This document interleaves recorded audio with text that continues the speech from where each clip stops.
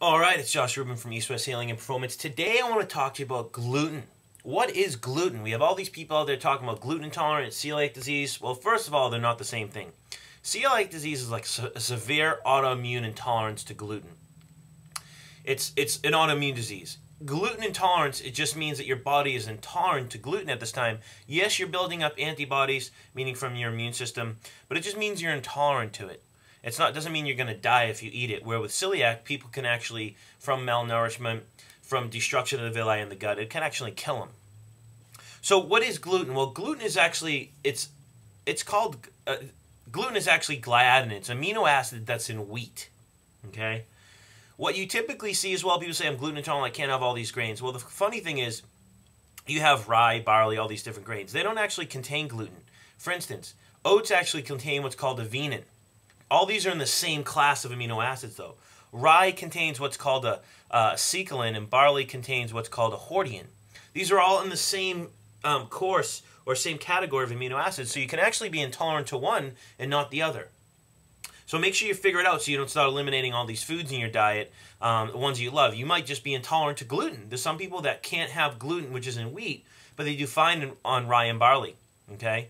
So just make that distinction when you're figuring out if you're gluten intolerant. So what happens when you eat gluten? Well, gluten is an amino acid that's in almost every single grain nowadays. It's in grains like wheat, oats, barley, rye, spelt, teff, kamut, aramath, couscous, and quinoa. These are foods that contain gluten. Which foods don't contain gluten? Corn, rice, wild rice, buckwheat, millet, arrowroot, tapioca, taro, wheatgrass, things like that. Those are the grains that don't contain gluten.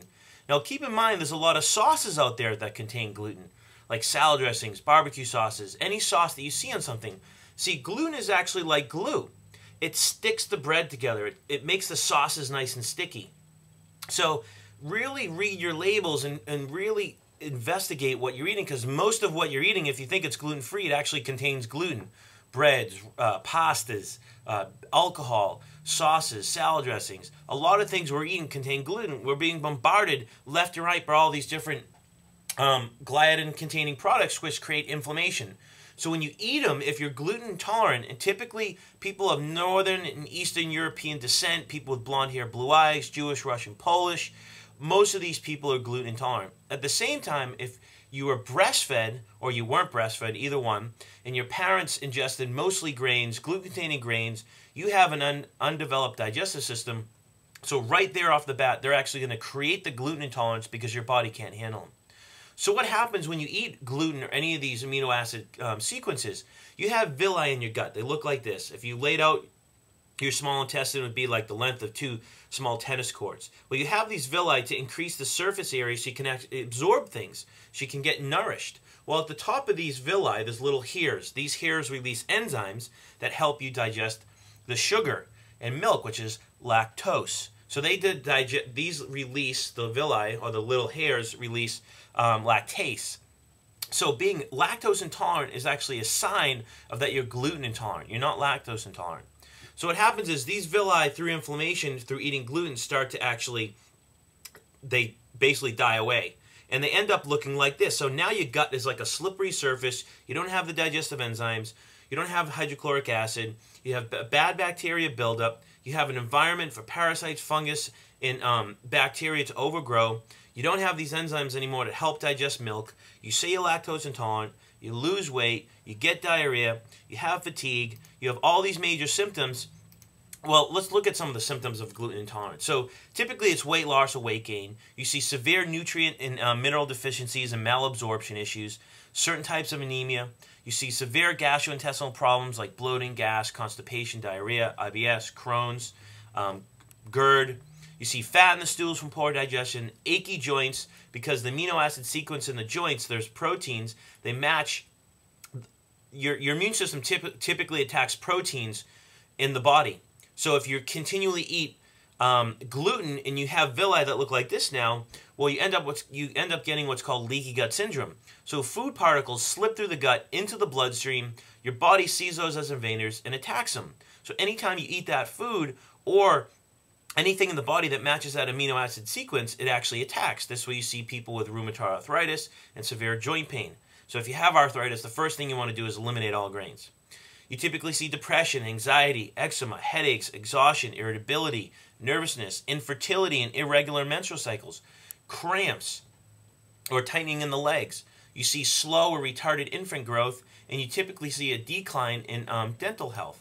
There's many more symptoms, and it's really person-specific, but the bottom line is people become very malnourished and become very weak, very fatigued. Well, it's because you can't absorb your food anymore. So, in a nutshell, that is what happens when you eat gluten. Another thing is, the reason people are so addicted to carbohydrates is because when you eat gluten through the digestive process, gluten actually is broken down into what's called an exorphin, or some people call them a gluteomorphine. These are like opioid peptides. It's like a drug. It's like cocaine, morphine, heroin, things like that. Well, these gluteomorphines actually inhibit the natural killer cells in your body, which is your first line of defense for your immune system. And they do this by attaching themselves to the opioid receptors on the natural killer cells, which actually inhibit your immune system and really stretch out your HPA axis, which is your adrenal gland axis, which can throw your adrenal glands into overdrive, which can actually put you in stage 1, 2, or 3 of adrenal fatigue.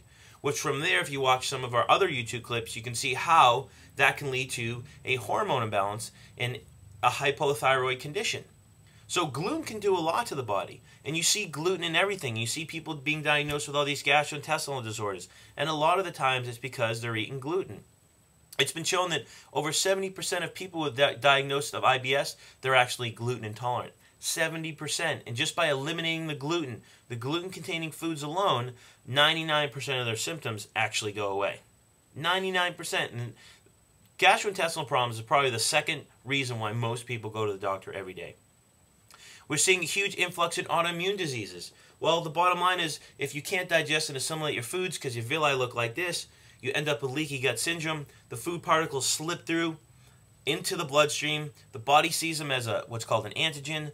Your immune system attaches an antibody to it. So now over time, you start building up what's called a phagocyte to clean up, these antigens. Well, if you keep eating these foods that are a stress to the body, your body can't keep up with that. So you have an overabundance of antigens and not enough phagocytes, which are like cleaners, to clean them up. And that's how you end up with an autoimmune disease. So if you're eating gluten, be aware of where it's coming from. If you have any of these symptoms, be aware where it's coming from. Because I can tell you from personal experiences in the past, just by eliminating it, I thought I was lactose intolerant, but just by learning and educating and eliminating gluten, it's amazing how much weight I lost, how much better I felt. Everyone has different systems. It's been shown as well that gluten, when it's eaten, beside being converted into a gluteomorphine and being highly addictive, that's why it's hard to go off carbohydrates, it actually affects the blood vessels in the brain and causes constriction of blood vessels. It also has been shown to alter brainwave activity. And it's also been shown to affect the gray matter in the brain and cause lesions in gray matter of the brain. And you see this in people who are highly gluten intolerant, especially little kids, and they're showing up having seizures. There was a 2020 show once where this little boy was having all these seizures. He was very withdrawn. And the second they eliminated gluten, within 2 weeks, he was back to a normal child. Very extroverted, very outgoing, not having seizures. So it's a huge topic, and we could talk forever. The bottom line is, know what foods have gluten, know what foods that don't. There's so many alternatives nowadays. If you go to our website, go to the resources page, there's like 4 or 5 websites where you can buy gluten-free foods and educate yourself on gluten. If you have any of these symptoms, do a 90-day test. Eliminate all gluten-containing foods and dressings for 90 days.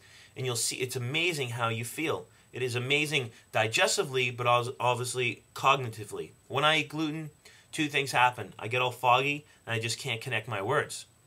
So it's different for everyone. 3, heal your gut. If you really want to know you're gluten intolerant, you can do a lab test. Give us a call. It's pretty simple, but that's the bottom line. If you really want to know, you got to do a lab test. So hopefully we've educated you today on what goes on in the gut with gluten, what foods contain gluten, how to be aware, how to educate yourself. And if you have any of these autoimmune diseases, gastrointestinal diseases, thyroid problems, infertility problems, anything, that first, it could be from somewhere else, but take a look because it could be coming from gluten.